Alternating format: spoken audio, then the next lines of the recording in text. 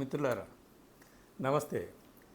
ప్రజలు ఏమీ పట్టనట్టు కుంభకర్ణుల్లా నిద్రపోతున్నారనుకోండి, దొంగలు కుంభకోణాలు చేసుకుంటూ పోతారండి. ఇది ఏ దేశంలో ప్రజలు ఎక్స్పీరియన్స్ చేస్తున్నారో లేదో తెలియదు, కానీ మన దేశంలో మాత్రం చాలా బాగా ఎక్స్పీరియన్స్ చేస్తున్నా మనకు అనుభవం అవుతుంది. ఒకసారి ఈయన గారి ముఖార విందాన్ని చూడండి సరిగ్గా.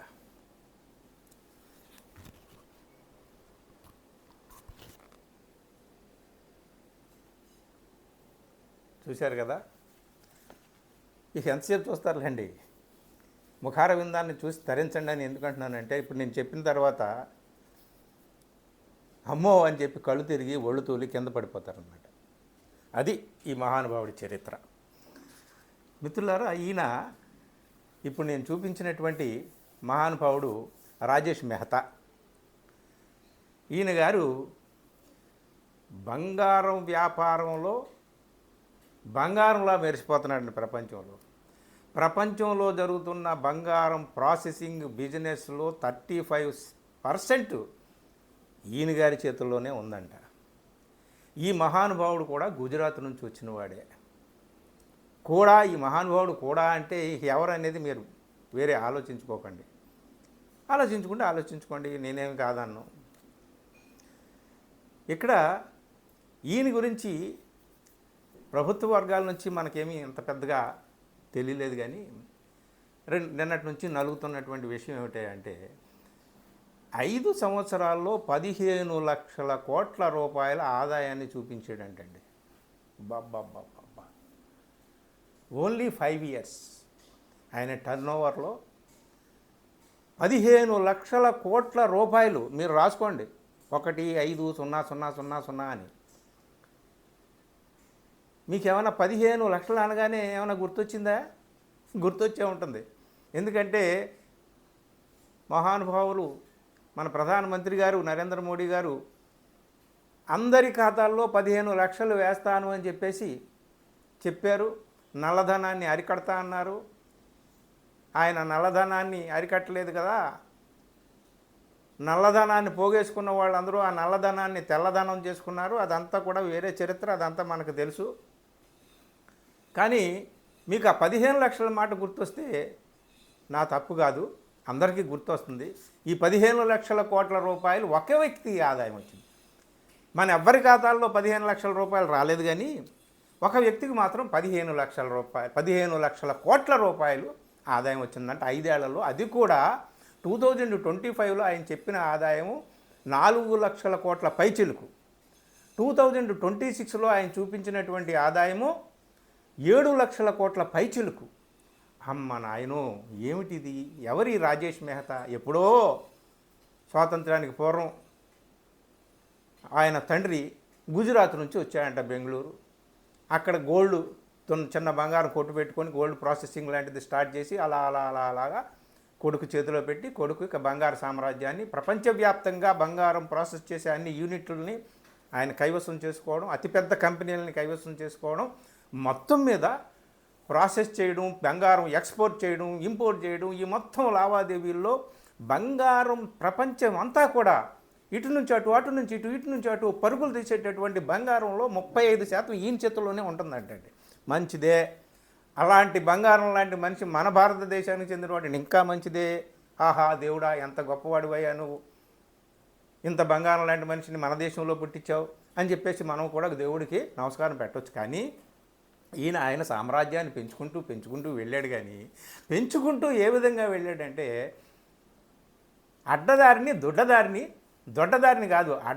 దొడ్డిదారిని తన సంపాదన పోగేసుకుంటూ వెళ్ళినట్టుగా మనకు అర్థమవుతుంది. ఈ 15 లక్షల కోట్ల టర్నోవర్ చూపించాడు, తప్పే ఉంది. సంపాదించాడేమో, అంబానీలు అదానీలు సంపాదించుకోవట్లేదా? ఈయన కూడా సంపాదించి ఉంటాడు. సామాన్యుడి సంపాదన లేదా, అది సరే విషయం అనుకోండి. ఒక 10 రూపాయలు పెట్రోలు లీటర్ రేటు పెరిగితే అయ్యి బాబోయ్ అని చెప్పి గుండెలు బాదుకొని ఇంకెంత రేటు పెరుగుతుందని మంచం పట్టేసినటువంటి కోట్లాది మంది సామాన్యులు ఉన్నారు ఈ దేశంలో. అది వేరే విషయం అనుకోండి. అది ఎందుకు ఇప్పుడు మనం గుర్తు చేసుకోవడం? ఇలా ఈయన సంపాదించుకోవచ్చు, కొంతమంది సంపాదించుకుంటున్నారు కదా, ఈయన కూడా తప్పులేదు. కానీ ఈ 15 లక్షల కోట్ల టర్న్ ఓవర్ నువ్వు చూపించేవే, ఆదాయం చూపించేవే, ఇది ఎలా వచ్చింది? నేను ఇన్వెస్టర్లు ఎవరు, నువ్వు ఇన్వెస్ట్ చేసిన వివరం ఏంటి, ఎప్పుడు నీ వ్యాపారం టర్నోవర్ ఎంత, ఎలా జరిగింది ఏమిటి, ఈ వివరాలు ఏమీ చూపించలేదంట. నోటీసులు ఇచ్చింది సెబీ. సెబీ అంటే securities exchange board of India. ఇది అతి కీలకమైనటువంటి సంస్థ. ఇది ఇండియాకి చెందినటువంటి India's back bone of financial trust అంటారనమాట. అంటే మార్కెట్కి సంబంధించినటువంటి ఇర్రెగ్యులారిటీస్ అన్నిటినీ కూడా నిరంతరం నిఘా పెట్టి తనిఖీ చేసి మానిటర్ చేసేటటువంటి సంస్థ తగిన చర్యలు తీసుకుంటుందన్నమాట. సో ఆ సంస్థ నోటీసుల మీద నోటీసులు జారీ చేస్తున్నా, నీకు ఎవరు పెడుతున్నారు ఇన్వెస్ట్మెంట్, నువ్వు ఎంత పెడుతున్నావు, నీకు ఎంత లాభం వస్తుంది, ఇవన్నీ చూపించాలి, లెక్కలు చూపించాలన్నమాట. నేను చూపించట్లేదు, హాయిగా రోజులు గడిచిపోతున్నాయి. ఆయన వెనక ఉన్నటువంటి పెద్ద మనుషులు ఎవరో మనకు తెలియదు, కానీ మొత్తానికి రోజులు గడిచిపోతున్నాయి. సెబీ ఇక రంగంలో దిగిందనమాట. ఇలా కాదు, ఇలా వదిలితే రంగం లేదని నోటీసులు జారీ చేసింది. ఆయనేమో గోధీ మీడియా చుట్టూ తిరుగుతూ నేను ఏ పాపం చేయలేదు, ఇదిగో సెబీ నా మీద కళ్ళార చేసింది, ఏమీ లేదు, ఒట్టిది అబద్ధాలు చెప్తుందో సెబీ అని. సెబీ ఏం మామూలు సంస్థ కాదు, ప్రైవేట్ సంస్థ కాదు, ప్రైవేట్ డిటెక్టివ్ సంస్థ కాదు. సరే, ఇంత జరుగుతున్నా, ఈ వ్యవహారం ఇంత నలుగుతున్నా ప్రభుత్వం నుంచి ఏమీ మాట రాలేదు బయటికి. ప్రభుత్వం నుంచి ఒక మాట రాలేదు. కానీ ఇక్కడ మిత్రులారా ఒక్క విషయం మనం గమనించాలి, ఒక్క విషయం గుర్తు చేసుకోవాలి. ఏ నేపథ్యం, ఈ బంగారం చుట్టూ జరుగుతున్నటువంటి కథ ఏంటి అనేది ఒకసారి చిన్న పాయింట్ గుర్తు చేసుకోవాలి. కొంచెం వెనక్కి వెళ్ళండి. కొంచెం వెనక్కి వెళ్ళి మన ప్రధాని నరేంద్ర మోడీ గారు భారతదేశ ప్రజలందరికీ కూడా ఒక వినతి చేశారు, ఒక విజ్ఞప్తి చేశారు. అదేమిటయ్యా అంటే, నాయనలారా మీరెవరూ కూడా 1 సంవత్సరం పాటు బంగారం కొనొద్దు అని అన్నాడు. విదేశాలకు వెళ్ళొద్దు అని అన్నాడు. అఫ్కోర్స్ విదేశాలకు వెళ్ళొద్దు అని మనకు చెప్పి ఆయన వెంటనే 2 రోజులు విదేశాలకు వెళ్ళాడు అనుకోండి, అది వేరే విషయం. కానీ ఆయన బంగారం కొనొద్దు అని చెప్పాడు, బాగానే ఉంది. ఏమిటి, ఎందుకు అని చెప్పేసి తర్జన భర్జన పడుతున్నారు జనం అందరూ, ఈ బంగారానికి లింక్ ఏంటా అని.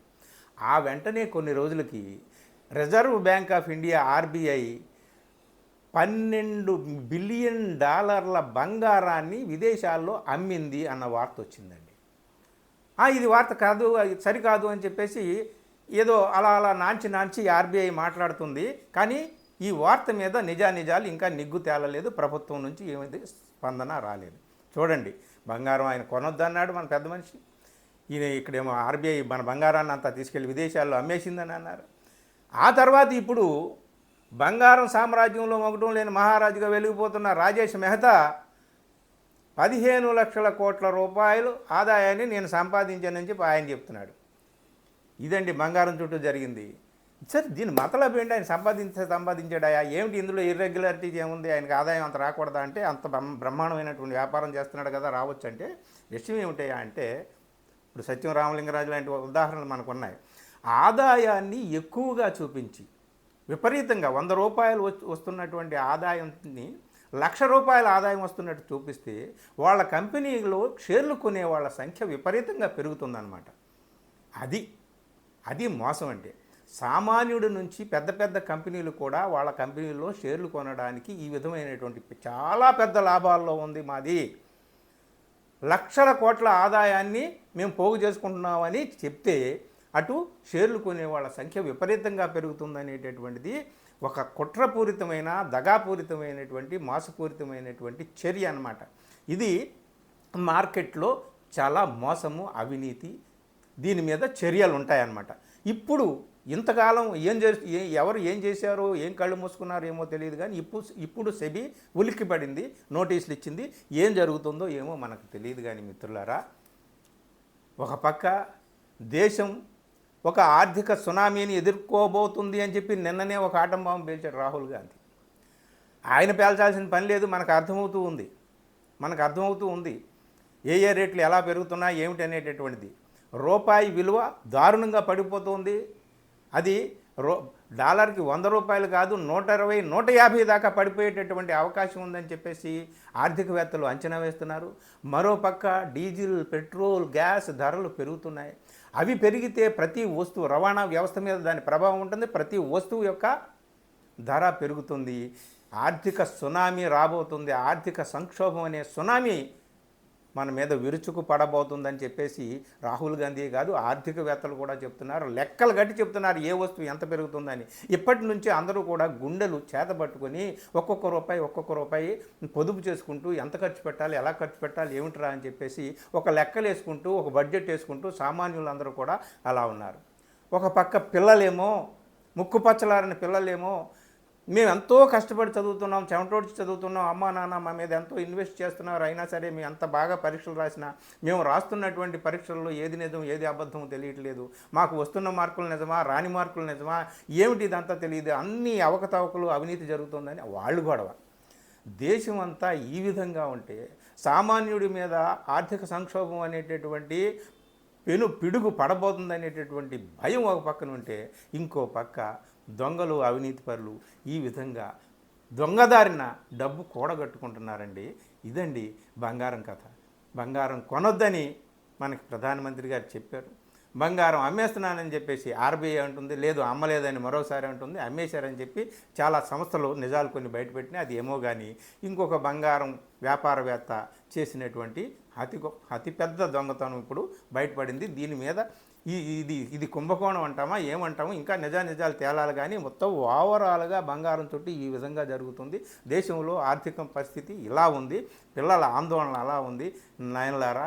అందుకనే అన్నాను, ఏమీ పట్టనట్టు ప్రజలు కుంభకర్ణుల్లాగా నిద్రపోతూ ఉన్నటువంటి దేశంలో కుంభకోణాలే చేస్తూ ఉంటారు. కుంభకోణాలు చేసేటటువంటి వాళ్ళకి మన దేశం ఒక నిలయంలాగా, ఒక రక్షణ వలయంలాగా, ఒక పట్టు కొమ్మలాగా, ఒక నివాస కేంద్రంలాగా, మహాకేంద్రంలాగా మన దేశం మారిపోయిందా అనేటటువంటి అనుమానాలు కలుగుతున్నాయి. ఇదిగో రాజేష్ మెహతా లాంటి వాళ్ళు చేస్తున్నటువంటి కుంభకోణాలు చూస్తే దీని మీద ఇంకా సత్యాలు బయటపడాల్సి ఉంది. బయటపడిన తర్వాత మరోసారి మాట్లాడుకుందాం మిత్రులారా. ఇది భారతదేశంలో బంగారం గొడవ. Thank you. వీడియో నచ్చితే మిత్రులకు షేర్ చేయండి.